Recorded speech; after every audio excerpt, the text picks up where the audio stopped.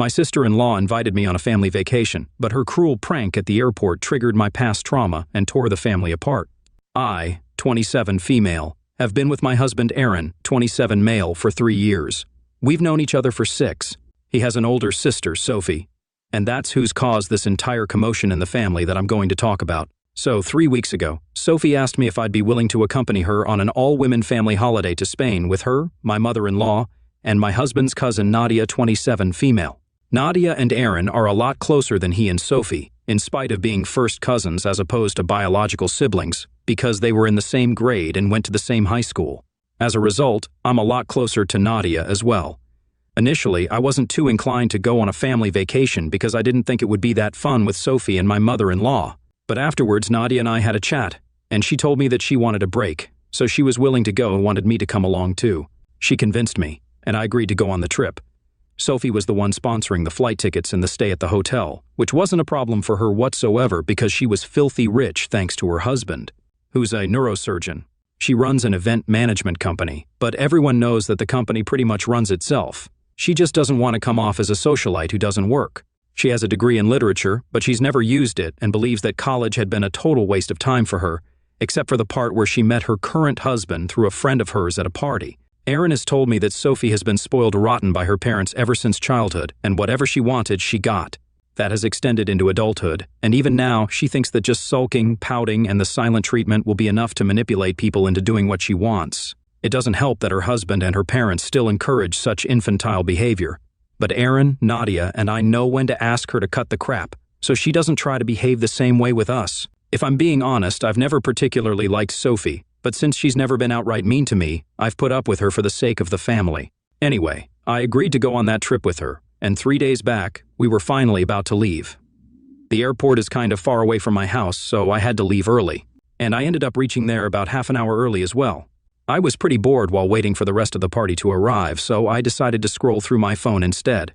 That morning itself, unfortunately, my phone's vibration motor stopped working, and so it wasn't buzzing whenever I received a notification like it usually does. I didn't have the time to repair it that day, so I decided I'd do it once I returned from the holiday. It was purely by luck that I had been on my phone when I received the message. I received an image from Sophie where she'd sent me the screenshot of text she'd received from a number I didn't recognize. The conversation had an image followed by a text, and once I downloaded it, I opened the image to check out the contents because it felt bizarre that Sophie was sending me the screenshot of someone else's conversation. As soon as I did, my blood froze. The picture had been clicked right outside of my house by someone who had a pair of scissors in their left hand. Within seconds, I received another message from the same number.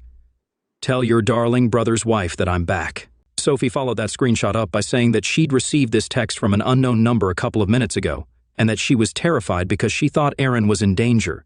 Now, that was all I needed to go into panic mode because I actually have a history of being stalked, and it was literally the single most terrifying phase of my life. Back when I was in college, I had a stalker who would randomly click pictures of me from the back and send them to me throughout the day.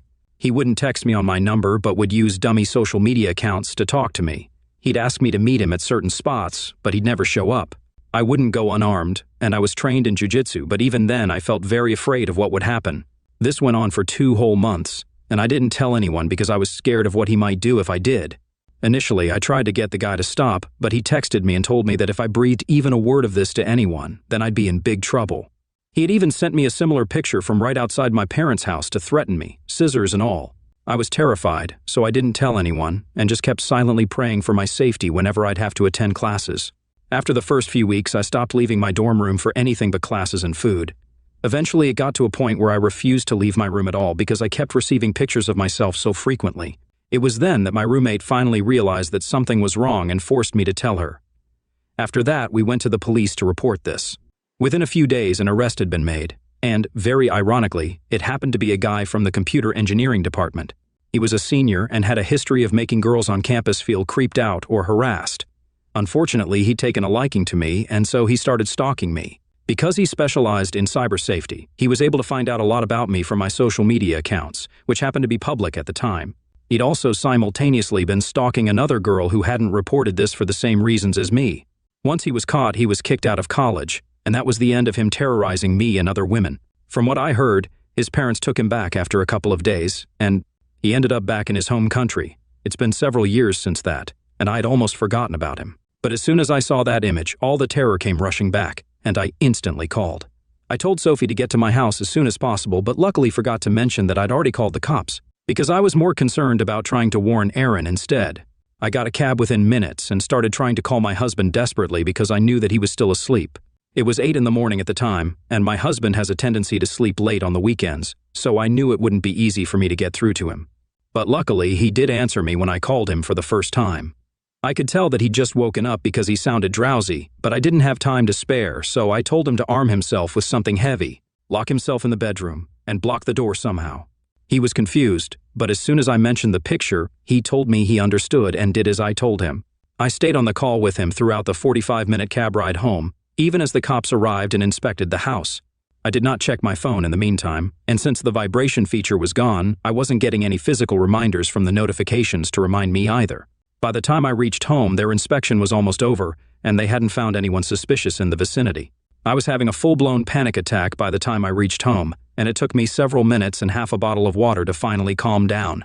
The cops told me that they'd run the phone number through the system, and the only name that had come up was Fu Wilson. That wasn't my stalker's name, but a fake name for his phone number would be totally feasible. By then, I'd forgotten about Sophie and my phone and hadn't checked it in a while because I was just so relieved to see that Aaron was safe.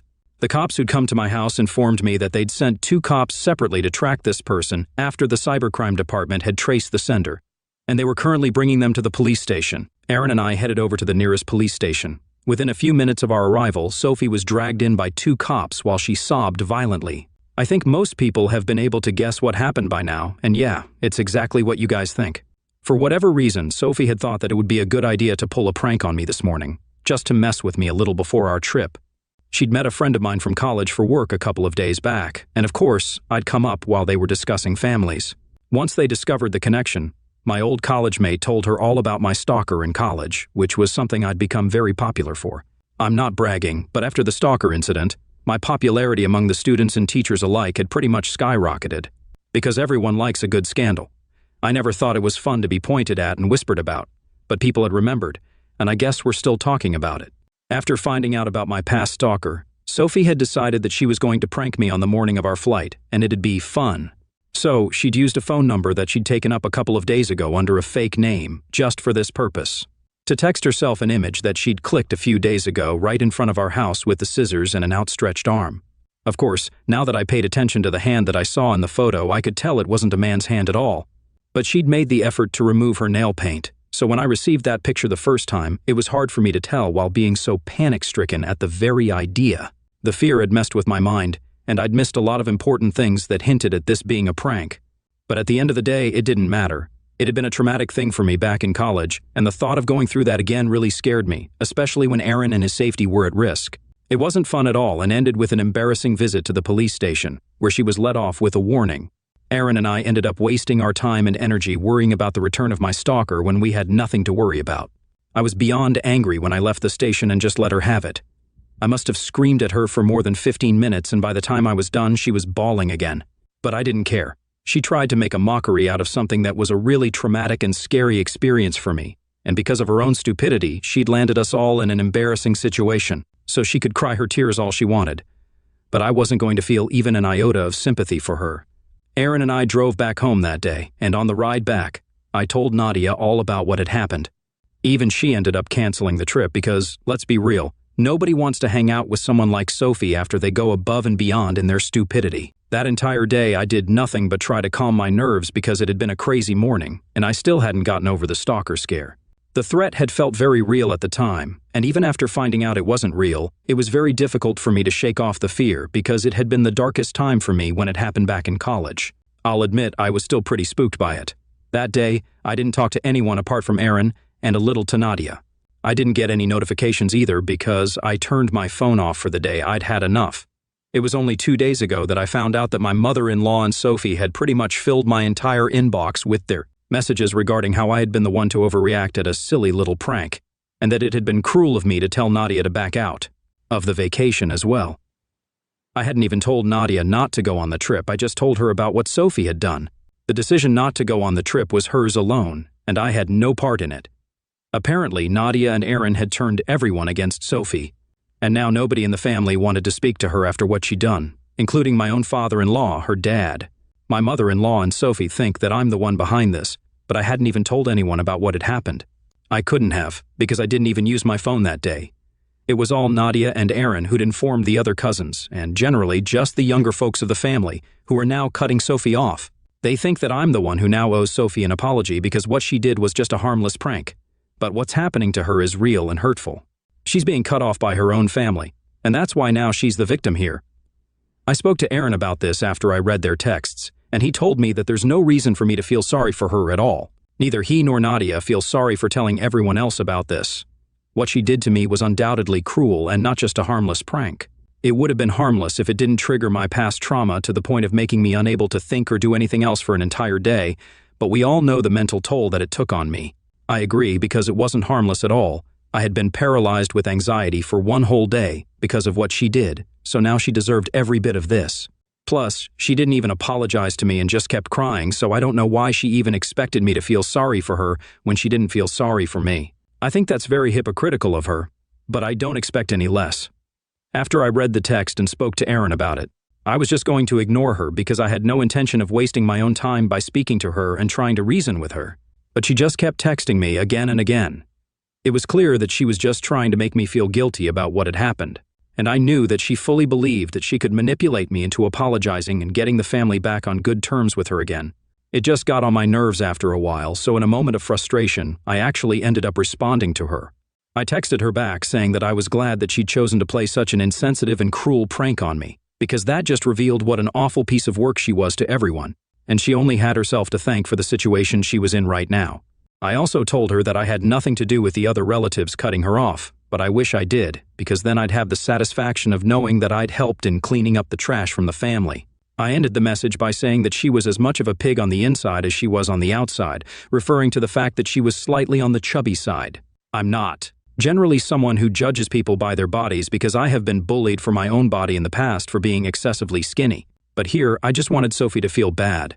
I knew she was insecure about her weight, so that's where I chose to hit her because I knew it would hurt. I don't know if I was too hard on her, but I did feel good after I sent that message. I tried very hard to keep my opinions to myself and my temper under control. But she just kept texting me and went on pushing and pushing until I finally lost it. So I replied to her and called her trashy because that's how I felt about her after the prank she tried to pull off. I used to tolerate her earlier despite her spoiled and insensitive behavior, but this was way beyond my tolerance. Now, I kept my phone aside after sending her that text and tried to distract myself by watching a movie. I only came back to my phone after 3 hours. When I finally checked my messages, there was a new message from Sophie, where she said that she considered me a good friend of hers all along, and that's why she'd expected me to forgive a tiny mistake of hers without her having to beg for forgiveness, since it was implied that she was sorry. I don't know what that means, but I guess that made sense to her. Then she said that if I was just going to be rude to her, then I shouldn't have replied to her at all. Instead of going out of my way to be horrible and make her feel like crap, I should have just ignored her like I was earlier. But I chose to be cruel just to hurt her, which made me just as trashy as her. I don't like Sophie much, but she does have a point, I guess, and maybe I shouldn't have said the things I said. I was just really angry with whatever she'd done, and the way she was still trying to pin the blame on me instead of accepting that she screwed up was making me feel even angrier. She's the one who kept pushing me by trying to gaslight me into believing that this was somehow my fault, and I just couldn't take that, so I guess I went a little too low. The only thing I feel bad for is shaming her for her weight because I know how bad that feels. However, I still don't think she has any right to even approach me and demand an apology after what she did to me. If she'd just been a decent person and owned up to her fault, maybe we wouldn't be here at all. Aaron doesn't think I should apologize because she deserved to be called out. She'd hurt me first, and then continued to try and hurt me by gaslighting me and manipulating me by insisting that she was somehow the victim here. He doesn't think I should even feel sorry for her. Nadia, on the other hand, does think I was a little too hard on her. So, I'm divided right now and have no clue on how to go about this. That's why I'm here to ask the Reddit community to help me out right now, because I would hate to stoop to the same levels as Sophie just to get back at her.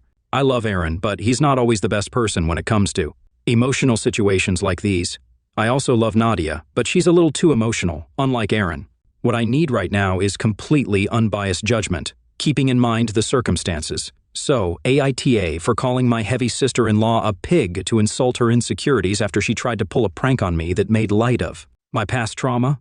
Update 1. Hey, so I read the comments on my original post, and I respect everyone's opinions. But I couldn't help myself and did apologize to Sophie for the pig comment that I made.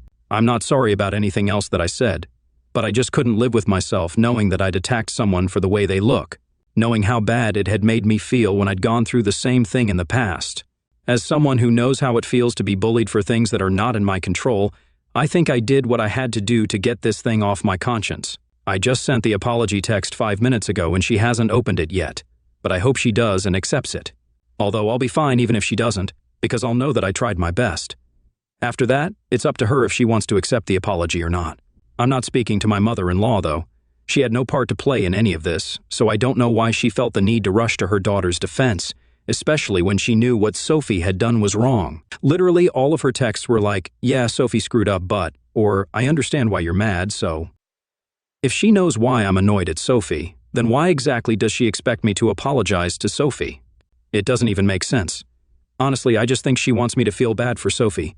But I'm 100% sure that had our places been swapped, and I had done something like this to Sophie, then she wouldn't have had the same attitude. That's for sure. Aaron isn't too happy that I chose to apologize, but he thinks that I'm a good human being and that's why I'm going so easy on his brat of a sister. Nadia is happy about my decision, and even said that she's really proud of me. So I guess I'm okay with what I did. Update 2, Sophie just responded to my apology. It's been several hours since I sent that text, and just half an hour ago she replied, saying that it was fine but she didn't expect any better anyway. She said that she was a little shocked, but it's fine because she understands now that we're not friends, never were, and definitely won't be in the future. For what it's worth, at least she did say that she was sorry for trying to mess with me and using something so traumatic against me. Had she known that there would be such horrible consequences, then she never would have gone ahead with the prank at all. I mean, I don't think she should have gone ahead with the prank like that in any case, regardless of the circumstances, because it's just gross and disrespectful. But at least there was an apology. She was very passive-aggressive about the whole thing, and I could tell that. She'd racked her brains to try and come up with something that would be equal parts infuriating and apologetic, and had finally concocted this sorry excuse of an apology. But hey, something's better than nothing, right? And at least this way, I don't have to continue feeling guilty about what I said, and will be able to move on without thinking about my own harsh words. I'm done and dusted with this whole episode now. Onwards, there will be no more Sophie in our lives, and that's the best thing that came out of this whole incident. Update 3. Hey everyone, so it's been about a month since the last update. Last week, Nadia found out that she was pregnant. So there was a huge pregnancy announcement party where everyone was invited, with the exception of Sophie. Nobody has spoken to or heard from her after they cut her off. She deactivated her socials for a while and had been completely MIA. But Aaron had checked in with his dad, and they reassured us that she was all right, just taking a break from everything social. At the time of the party, though, she sent Nadia a text that wished her luck on this journey that she was about to embark on. The usual best wishes for a happy and healthy pregnancy, but with a sprinkle of Sophie's classic passive-aggressiveness. She probably couldn't resist the opportunity to become the talk of the town, since there was finally a huge family event that she'd been excluded from. And so, she'd sent Nadia a holier-than-thou message about how she wished she could be there with her on such a happy occasion but couldn't because of prior commitments, completely ignoring the fact that she wasn't invited. She said that she would have loved to see me, Aaron, and the other family members once more, but she'd learned to put herself first and was trying not to let other negative energies bring her down, referring to us because apparently we were the negative ones here and not her. It was just a load of baloney, and we had a good laugh about it while reading that message. We didn't give it the satisfaction of becoming the hot topic at the party either, because we kept that text to ourselves and didn't tell anyone else. It was just ridiculous how badly she wanted to be a part of things but wouldn't apologize at all. She can choose to suffer in silence, but clearly that's too much for her to handle. We'd really thought that she'd changed for the better after her social media detox. Maybe she'd introspect and become a better person. But nah, she's still Sophie. Good for her, I guess. At least we were entertained by her wonderfully hilarious text.